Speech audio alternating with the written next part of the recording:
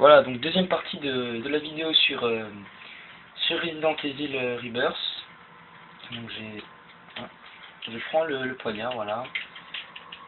Et donc là, qu'est-ce qui va se passer? Oh my gosh, un zombie, mon dieu.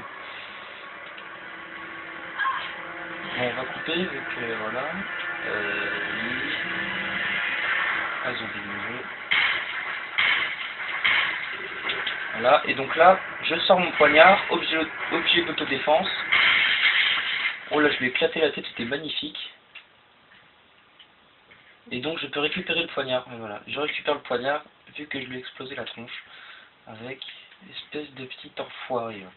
Voilà, donc là je vais pouvoir utiliser la clé épée.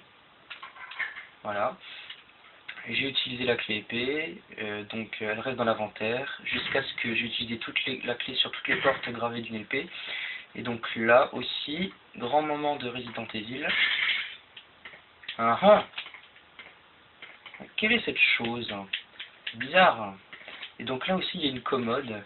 Donc pour ceux qui ne savaient pas, hein, bien à vous les gros teufs, on pousse, parce que Resident Evil, c'est effectivement des décors en 3D précalculés. Donc les éléments du décor qui sont utilisables sont pas de la même couleur, ils sont pas de la même texture que les éléments. Voilà, donc celui-là, regardez, on ne peut pas le bouger. Par contre, celui-là, regardez, c'est une autre texture et une autre couleur, donc on va pouvoir le bouger. Par contre, je le bouge du mauvais côté, donc je ne pourrais pas récupérer ce qu'il y a derrière. Voilà. Donc là, on a, regardez bien, oh, des munitions. Oh, c'est parfait. Voilà. Donc on va se péter.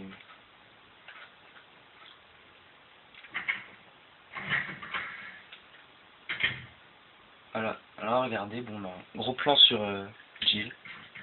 Bijou, bijou, bijou. Non, je rigole, c'est pas vrai. Alors là, je crois que c'est fermé. Non, c'est pas là que c'est arrivé. Là, il faut le passe-partout, mais j'irai pas là tout de suite parce que là, ça mène dehors. Là, c'est la salle de bain, avec aussi une très très belle scène, une très très belle cutscene. Donc toutes les cutscenes sont réalisées avec le moteur graphique du jeu, donc c'est en temps réel. Hein. Et donc, bon, voilà, il y a des WC. Et donc là, je vais petite cutscene et je vous laisse regarder.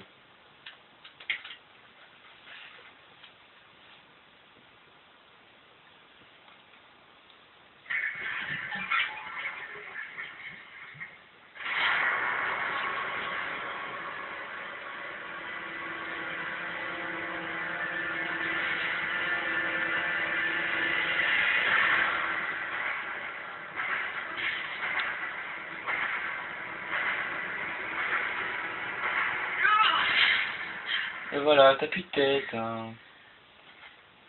Bon, allez. Mais bon, là, elle va aller vomir. Hein. Bon, voilà. Sachant que si on aurait joué avec Chris, il n'y aurait pas eu cette cutscene et on aurait dû tuer le zombie nous-mêmes. Donc vous voyez, ça montre encore le niveau, montre encore que Capcom, ils ont voulu vraiment différencier les deux histoires avec des cutscenes différentes et une difficulté plus marquée avec Chris. On va partir par là. Alors, non mais il n'y a rien. Oui, donc je vais aller là et je vais aller récupérer le fusil. Donc il y aura aussi une jolie une cutscene. Oui, c'est à peu près pour ça. Je voulais arriver jusque là pour vous la montrer. Bon, elle n'est pas très exceptionnelle non plus, mais bon. Alors, là il y a un poignard et des rubans entre eux. Et donc, si on aurait joué avec Chris, il aurait fallu trouver un autre moyen de prendre le fusil.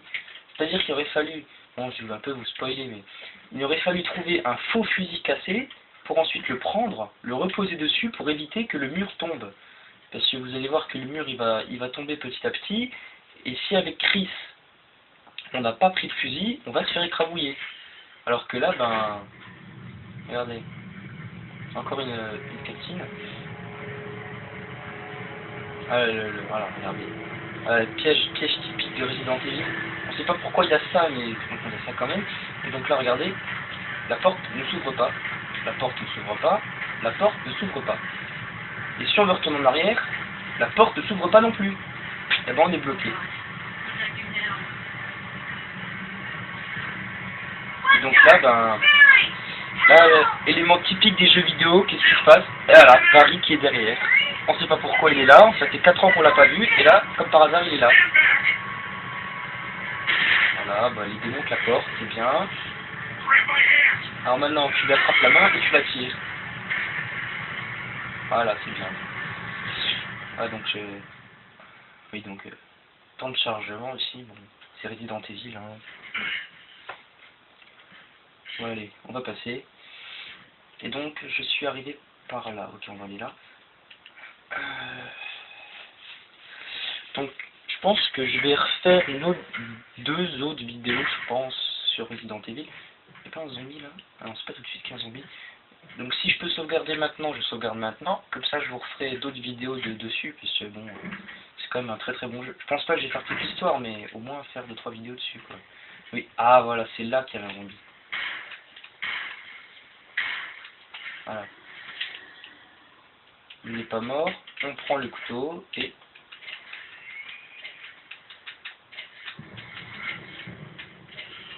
Ah, je me suis à voir.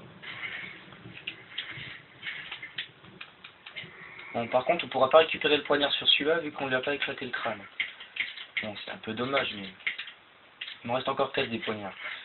Et avec Jill, on pourra utiliser le taser, et avec Chris, ce sera des grenades. Des grenades flash, je crois. Ah, donc, là, on vient d'arriver dans une salle de sauvegarde. C'est parfait. Alors, qu'est-ce qu'il y a là? Je peux pas récupérer, c'est pas grave. Ça. Et ça, c'est du feu, il me semble. C'est du gasoil. Alors, déjà, on va aller là. On va poser... Voilà. Alors, j'ai des rubans encreurs, un petit premier secours. Ok. Alors, ce qui va se passer, c'est que je vais poser mon couteau, j'en ai plus besoin. Ça ne sert plus à rien. Le fusil, je sais pas si je vais... Oui, je vais le garder. Le ruban encreur aussi. Alors, attendez. On va réorganiser tout ça parce que j'aime bien que tout soit bien mis. Alors, munitions pistolet. Ensuite, on prend le fusil et les munitions de fusil. Il faut toujours avoir un spray ou un mélange d'herbe. Donc je pense que je vais prendre le mélange d'herbe. Ça sert à rien, on va pas l'utiliser tout de suite, on va pas le gaspiller. Et un ruban encreur pour poissonner. Donc on va prendre ça et le mettre dans le coffre également aussi pour ne pas le perdre. Pour pouvoir brûler les zombies avec. Et donc, ah oui, et donc là il y a du gasoil, on peut remplir là. Voilà, du kérosène. On a rempli le réservoir de kérosène. Bon, par contre avec Jill, on n'a pas le briquet Chris là directement dès le début du jeu, ce qui lui permettra de brûler les zombies. Et donc en fait ça prend la place du passe-partout. Avec Jill, on l'a pas directement, ça fait que ça prendra la place d'un objet. Et donc c'est pour ça que quand je joue avec Jill, les zombies je les brûle très rarement. Alors, on va sauvegarder la partie. Bah, ça c'était une partie Chris, ça l'a mangé, ça doit être la partie dont on va l'effacer. Ah non, je crois que c'était ma partie finie. Ouais, au pire, c'est pas grave. J'ai installé des petites conneries, on s'en fout. Donc voilà, 8 minutes 26, je vais mettre les vidéos sur YouTube, dès maintenant, je pense. Donc dites-moi dans les commentaires si vous voulez que je continue à faire des vidéos sur Resident Evil, que je vous fasse un petit peu découvrir l'histoire de ce jeu formidable. Donc voilà, c'était Full Metal et à la prochaine, ciao.